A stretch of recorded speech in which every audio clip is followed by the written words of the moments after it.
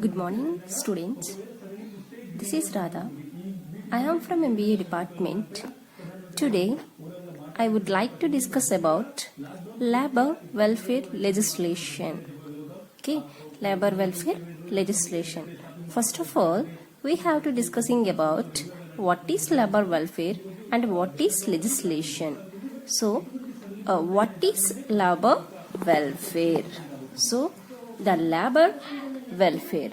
So, labor welfare means the voluntary efforts made by the employer to provide better conditions of employment in their own industries. Okay, so labor welfare means the welfare of the labor. So the welfare of the labor is called as labor welfare.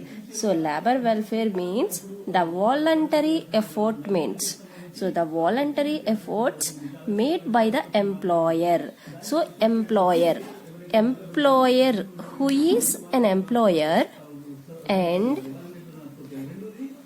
who is an employee. First of all, we have to know what is the difference between these two, employer and employee. Who is an employer? So who provides the job is called as employer. Who perform the task or who do the task is called as an employee. Okay, so in that organization both are working, employer and employee. So let us coming to the point, labor welfare. So made by the employer to provide better conditions of employment. So what are the better conditions of an employment? So employment better conditions like salary, okay, fringe benefits and welfare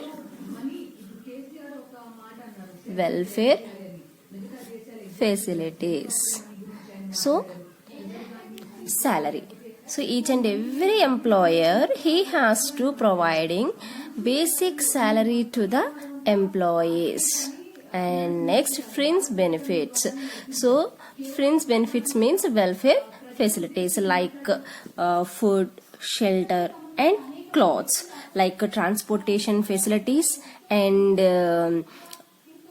insurance policies, providing insurance policies and children education and providing restrooms, creatures facilities, washroom facilities and canteen facilities. So they are the welfare facilities. Each and every organization they are providing welfare facilities to the employees. So let us discuss the term welfare. Okay, welfare refers to a state of living of an individual or a group in the context of his physical, social and psychic environment. So we have to consider physical, social and psychic environment. So we have to considering these three factors: physical factors, social factors and psychic factors. Okay, so let us coming to the point of labor welfare. So the objective of labor welfare is to mitigate the so the objective of labor welfare is to mitigate the evil effects of industrialization. So that is called labor welfare theory. Okay, so we have to discussing about labor welfare theories. So the labor welfare theories can be classified into 7 types. Okay, the labor welfare theories can be classified into 7 theories. So first one is the policing theory of labor welfare.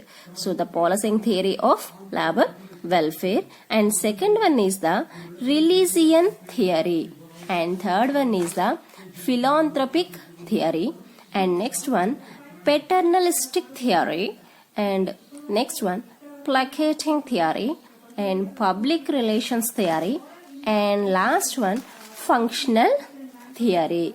So first of all, we have to discussing about the policing theory of labor welfare. So the theory is basically meant for making the employees and workers, okay, making the employees and workers availed with the basic facilities needed. Okay, so employees and workers both are needed to minimum basic facilities. So example, drinking water, enough rest and lunch intervals, etc. Okay, so we are offering drinking water and lunch facilities, and next restrooms, lunch intervals, etc. Okay, these are the basic needs of workers and employees. Okay, in this approach, the government has introduced the practices to control the exploitation of workers by their employer. For example, so heavy workload and less payment, very small time intervals, etc. In case of non-completion of the above, the management is liable to get a severe punishment. Okay, so that is the policing theory. Next we have to discussing about the relation theory. So the relation theory can be classified into two types. First one is the investment theory and the second one is the atonement theory. So the investment theory explains the welfare benefits provided to worker is the current investment made for the future progress. Okay, so current investment made for the future progress. So the punishment approach says if how workers are not getting the benefits, it is a part of their sins in the past and they need to be punished for that. So that is the investment and atonement theory. So in this investment theory explains the welfare benefits provided to the current investment made for the future progress. Okay, that is called investment theory.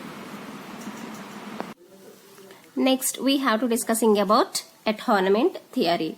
So the satisfaction theory of atonement is a theory in Catholic theology which holds that Jesus Christ redeemed humanity through making satisfaction for mankind's disobedience through own supererogatory obedience. Okay, so that is the atonement theory. Next we have to discussing about philanthropic theory. So philanthropic theory, in this theory, so in this theory, this is a benevolent approach which has a keen interest in giving strategy. So strategy, what is a strategy? So strategy, it is a long-term planning for to achieving the organizational goals and objectives, that is called strategy. So that is a strategy, also a planning.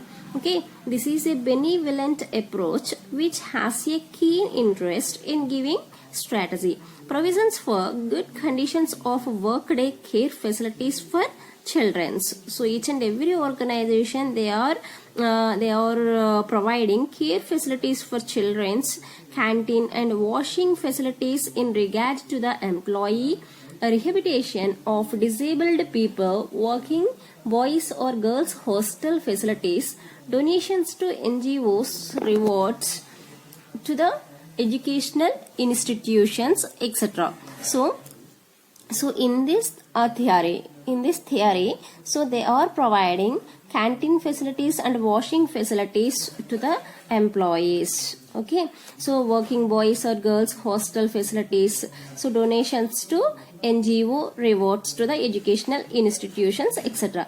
This theory is only encouraged for the well-being of the internal and external environment. So internal and external environment. What is an internal environment and what is an external environment? So internal environment within the organization is called as internal environment. Outside of the organization is called as as an external environment. So let us discussing about paternalistic theory. Okay, so paternalistic theory. In this theory, the owner, occupier or the employer holds the funds of the industry in a trust. Okay, so in this theory, the owner, okay, in this theory, the owner, occupier, okay, so the owner, occupier or the employer. So the owner, occupier or the employer hold the funds of the industry in a trust. This trust consists of board of trust member. So the trust consists of board of trust members and any amount to be spent in favor of the employees and the society is first being taken in discussion. Okay, so it creates a good moral for the internal and external environment. Okay, it creates for a moral of the internal and external environment. So moral means ethical values. We are providing good basic salaries to the employees and we are providing welfare facilities to the employees. So they are the moral facilities. Okay, also known as the trusteeship theory of labor welfare. The paternalistic theory is also known as the trusteeship theory. So the paternalistic theory is also known as the trusteeship. Okay, so trusteeship theory. So the paternalistic theory is also known as the trusteeship theory of labor welfare. So next we have to discussing about placating theory. So placating theory. This theory mainly responds to the peaceful measures applicable for the workers and employees. So this theory mainly responds to the peaceful measures applicable for the workers and employees. So application of this theory is basically meant for the organized and committable enthusiasts. Okay, this theory enables the employees to be pledged and obliged with the provided welfare benefits. Okay, placating theory. So placating theory. So this theory enables the employees to be pledged and obliged with the provided welfare benefits. Next we have to discussing about public relations theory. So in this theory we have to maintaining good public relations to the workers, employees and laborers. Okay, so this theory basically focuses on the attraction or goodwill of the industry. Okay, so this theory is basically focuses on the attraction. Okay, we have to attracting the employees and we have to attracting the customers or people. So goodwill of the industry. So to creating goodwill of the industry. In this theory, the welfare benefits are directly related to the impression of the industry. So the impression with the point of view of an internal and external environment. For example, the in-house employees and the visitors too. Okay, the in-house employees and the visitors too. That is public relations theory. Next we have to discussing about functional theory. This theory believes in high productivity or outcome of employees by providing them the welfare benefits. Productivity. So what productivity means? In the production process we have to producing bulk amount of products. The raw materials are converted into finished goods by the utilizing all available resources is called as production. So like the resources are like land, labor, capital and machinery. These are the resources. These resources we have to use in the production process. We are converting the raw materials into products is called as production. Okay, so production. So the functional theory. So this theory believes in high productivity or outcome of employees by providing them the welfare benefits. Then this approach expects the results in the workers' efficiency and effectiveness on work. Okay, this concept is commonly used in nature. Okay, this concept is commonly used in nature. It is also known as the efficiency theory of labor. The functional theory is also known as the efficiency theory of labor welfare. So that is called functional